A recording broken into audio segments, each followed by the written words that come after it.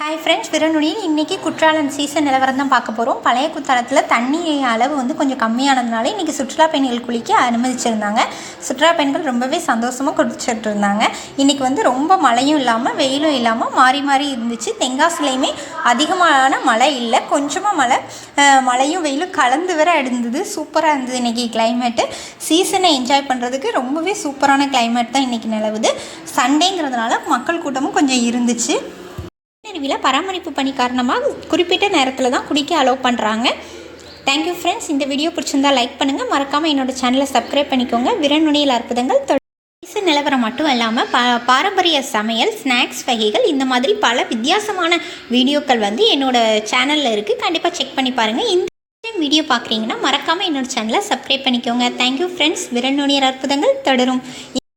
இந்த வீடியோ பிடிச்சிருந்தால் மறக்காமல் லைக் பண்ணிடுங்க. பாய்.